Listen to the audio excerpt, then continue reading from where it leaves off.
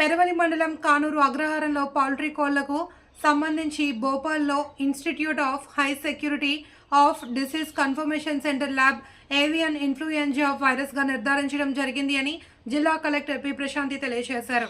కానూరు అగ్రహారంలోని ప్రభావిత ప్రాంతాన్ని revenue, police, వైద్య ఆరోగ్య, పశుసంవర్ధక, పంచాయతీరాజ్ శాఖల అధికారులతో కలిసి పరిశీలించారు. ఆమె మాట్లాడుతూ కానూరు అగ్రహారంలో వైరస్ నిర్ధారణ అయిన వెంటనే ప్రోటోకాల్ ప్రకారం జిల్లా వ్యాప్తంగా యంత్రాంగాన్ని అప్రమత్తం చేస్తూ అన్ని చర్యలు తీసుకున్నామన్నారు. కానూరు అగ్రహారంలో 3 పౌల్ట్రీ ఫార్మ్స్ ఉన్నాయని, ఇక్కడ చనిపోయిన కోళ్లు అన్నింటినీ నిర్ధారణ చేసి వాటిని పెస్టిసైడ్స్తో క్రిమిసంహారం చేశారన్నారు. అదేవిధంగా 1 కిలోమీటర్ పరిధిలో పరిమితం చేయబడిన జోన్గా ప్రకటించడం జరిగిందన్నారు. ఇక్కడ పౌల్ట్రీ నుండి బర్డ్స్ ఎగ్స్ బయటకు రాకుండా చేశామన్నారు. 10 కిలోమీటర్ల పరిధిలో సర్వేలెన్స్ జోన్గా ప్రకటించామన్నారు. సాధారణంగా వేసవిలో వైరస్ ఉంటుంది అని, దానికి యానిమల్స్ వ్యాక్సినేషన్ చేస్తున్నారని అన్నారు. RDO Rani Susmitha, DMHO doctor K Venkateswara Rao, T Srinivasa Rao, DPO V Santhamani తదితరులు పాల్గొన్నారు.